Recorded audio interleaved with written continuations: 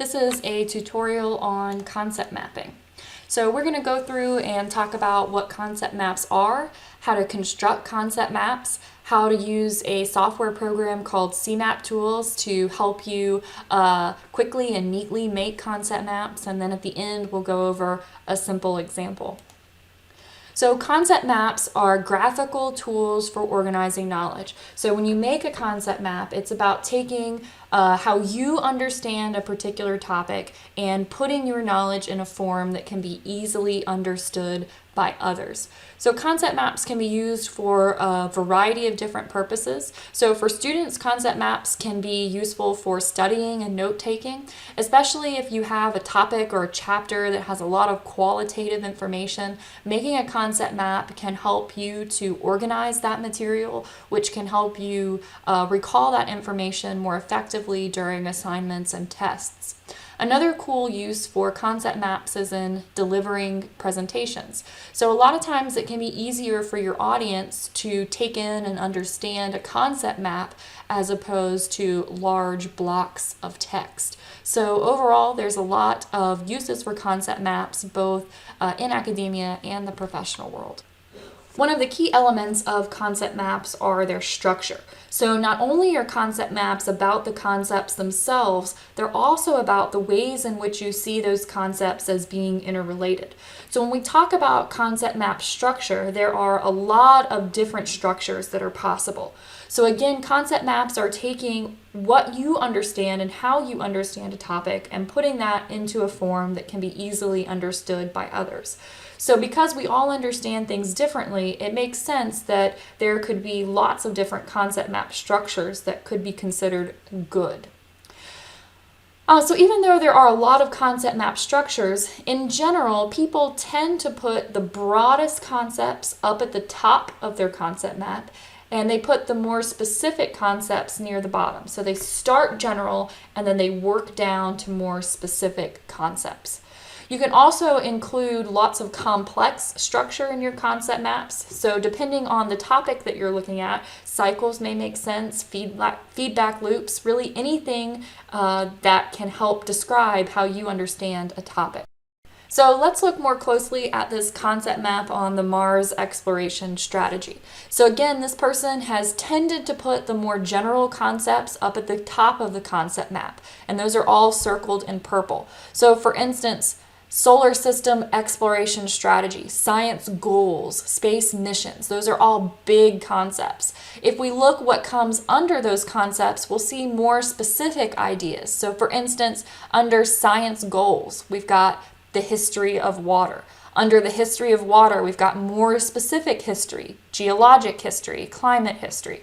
So in general, this person has started with big topics related to the Mars exploration strategy, and as you move down their concept map, you can see that they get to more specific ideas near the bottom. So these purple concepts, if you notice, they are all first level concepts, meaning that they come directly under Mars exploration strategy. So these first level concepts, we've got 1, 2, 3, 4, 5, 6, 7 of them, define for us the different domains or areas of our concept map. So for instance, everything under science goals tends to be a goal. Under mission, we've got different types of missions. So the first level concepts, the purple ones shown here, define the different domains or areas of our concept map. All right, so next I want to look at a simpler concept map so I can talk about some additional components of concept maps. So the first thing you need to make a concept map is a focus question. So the focus question is what your concept map is about. So for this simple concept map, our focus question was, what are plants? So your focus question, the concept for your focus question is always up at the top of the concept map, and then your other concepts come below. The next important component are the nodes, and the nodes correspond to concepts. And so in this concept map, our concepts are roots, leaves, stems, flowers, and all of those concepts or nodes are enclosed in rectangles. Next, we have linking lines, and linking lines are descriptive and directive lines that show relationships between two different concepts. So for instance, in green here, this is a linking line in our concept map. It describes the relationship between seeds and food. Next, we have propositions, and every concept map that you make will have lots and lots of propositions. So propositions are composed of two concepts joined together by a linking line. So for instance, over here in blue, stems are modified to form flowers is a proposition because it's two concepts joined together by a linking line. So I usually say that propositions are complete thoughts. Two concepts joined together by a descriptive and directed linking line form a complete thought. We've got lots of other propositions here. Plants have roots is a proposition. Plants have leaves is a proposition.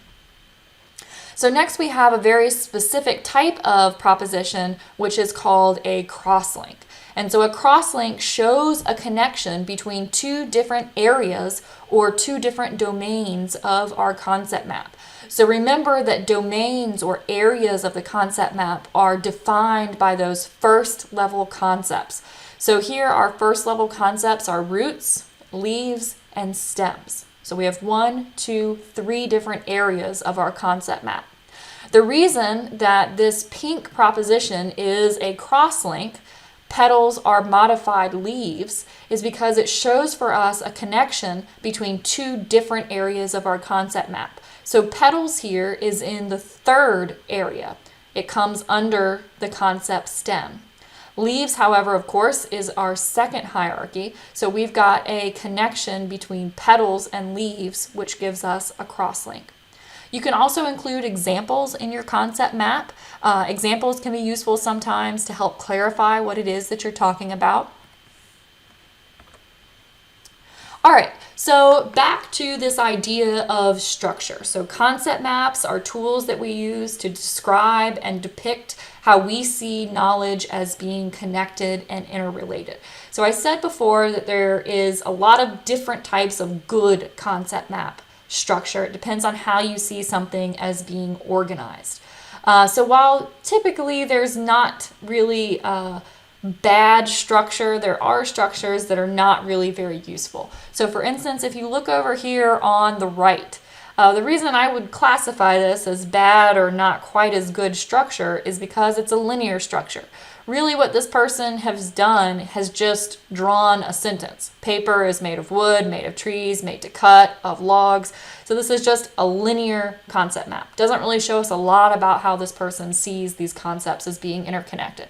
So over here, the concept map that we've been working with on what are plants is a much better concept map. We've got connections between concepts from different domains or areas of the concept map. So this one overall is a much better structure. All right, so basically those are all of the components of a concept map. So concept maps I think are very intuitive to go through and make for yourself. So I've got here some lists of steps, but again, you may or may not need these when making your concept maps. So the first thing you need is a focus question. That's what you're making your concept map about. Once you've got your focus question, you can generate a list of concepts as you see being related to that central topic. Sort through your concepts, move the ones aside that you don't know if you want to use. You can use a computer software and go through in just a minute to help you arrange those concepts. It's very, very important that you draw linkages or linking lines between your concepts. Remember, those linking lines are both directed and descriptive. Every single linking line you draw should have text associated with it. So once you've got text on those linking lines, step back, look at your map, see if maybe there's any connections that you've missed. Once it's in graphical form, you may be able to see more connections than you had originally. Make sure and look for those crosslinks. So remember that crosslinks connect for you different areas or domain of your concept maps. And so once you're done, have a final look at your concept map and make sure that it accurately understands how you understand that particular topic. All right, so next I want to talk about Cmap tools. So Cmap tools is a really nice software that can help you quickly and neatly make concept maps. So this tool was developed by the Florida Institute for Human and Machine Cognition. This software is available for free download, so the link is right here. If you go to the Cmap Tools website, very appropriately, their website is organized as a concept map. So I've circled here some links that may be helpful for you. So you can download concept map tools by clicking on this particular concept here. There's also some documentation that tells you how to use concept map tools, but I hope you find that the software is very easy to use. All right, so what I'm going to do now is go to Concept Map Tools and just give you a quick tutorial of how to use this program. All right, so when you go to Concept Map Tools, you'll want to make a new concept map. And if you see right in the center, it says double click to create a concept. So double click to make your concept.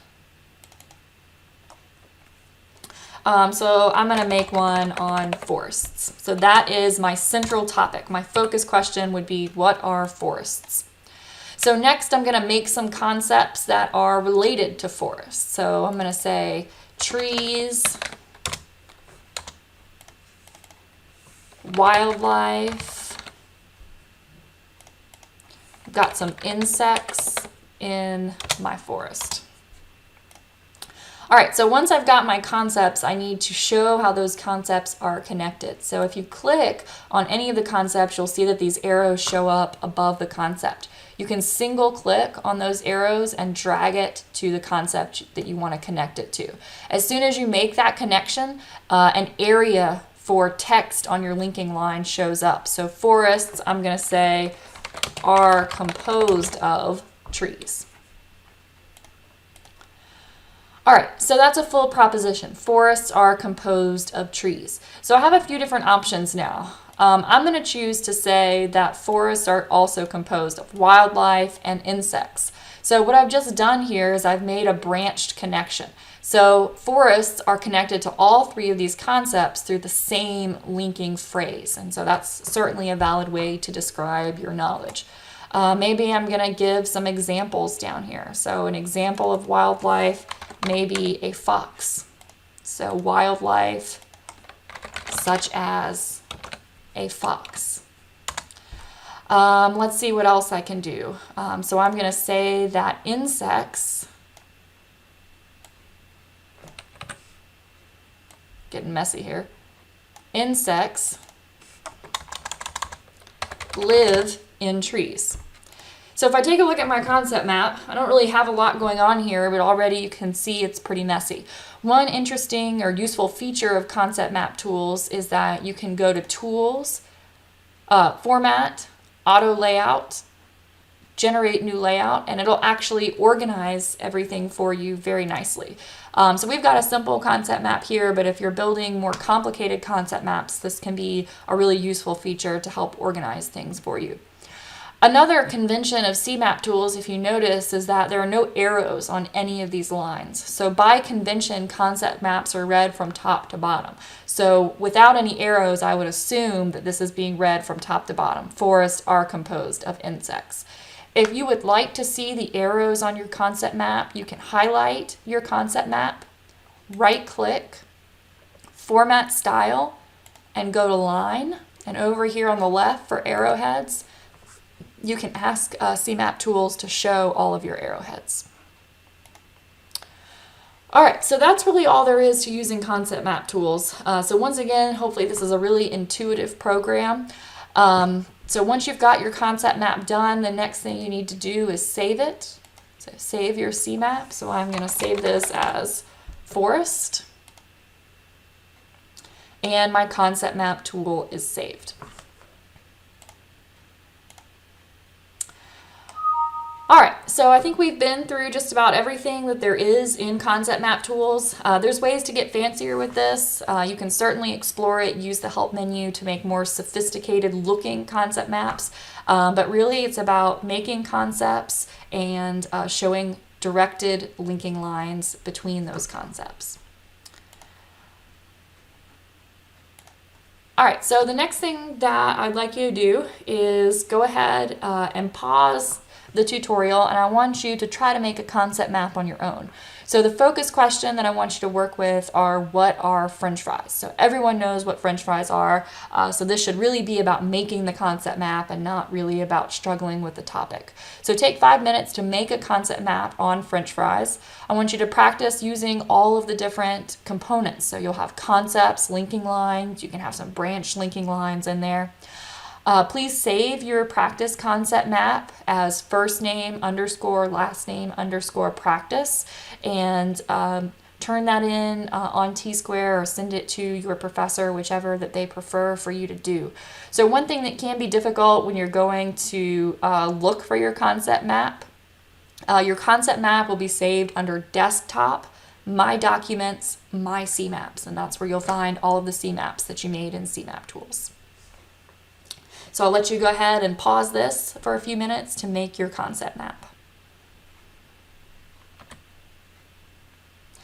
All right, so looking at your concept map, what types of keywords did you associate with French fries? I bet that potatoes showed up for quite a bit of people. You should also have propositions in your concept map. And if you had any questions about using Cmap tools, I'd encourage you to go back and look at the tutorial again. But I have an example that I made of a concept map on what are French fries. So if I look at this, I've got my central topic right at the top. So my question was, what are French fries? And there's French fries right at the top of my concept map. I have many different concepts in my concept map. So all of the concepts are shown in rectangles. I'm showing relationships between my concepts. So I've got directed and descriptive linking lines between all of my concepts. So one thing to be careful of is when you make those lines, remember you have the question marks that show up. You should not have any question marks left in your concept map. Please make sure that all of your linking lines have descriptions on them. Another thing to note about my linking lines, you can see that my linking lines have only a few words. So French fries are made from potatoes. Potatoes are a type of vegetable. You should not have entire sentences in your linking phrases.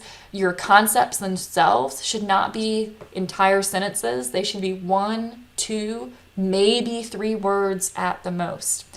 So if I look at my concept map, I can identify lots of propositions. So French fries are fried using oil. That's a proposition because I've got 2 concepts connected by a directed and descriptive linking line.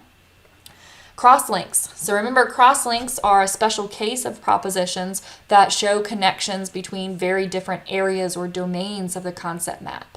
So if I look at this, I've got 1, 2, 3, 4, 5 first level concepts, which means I've got 3 different areas or domains of my concept maps. So I do have some crosslinks here. So unhealthy, because their contents include starches, is a crosslink, because unhealthy appears in my 4th domain and starches appears in my 1st. I've got another crosslink, unhealthy, because their contents include oil, is a crosslink, because again, unhealthy is in the 4th domain and oil is in the 2nd. So overall, this is a simple concept map on a very simple topic, but hopefully you've gotten a chance to practice making propositions, 2 concepts joined together by a directed and descriptive linking line. Hopefully you've gotten some practice making crosslinks. Those are links between concepts from different areas or domains of your concept map. Again, please look at your practice concept map. Make sure that all of your linking lines have descriptions. Make sure that those descriptions are concise, just a couple of words. Make sure that your concepts themselves are only a word, 2, or maybe 3 at the most. All right, so that's just about everything you need to know to make a concept map using Cmap tools. I've got some references on concept maps, but I wish you all the best of luck in using concept maps in your studies.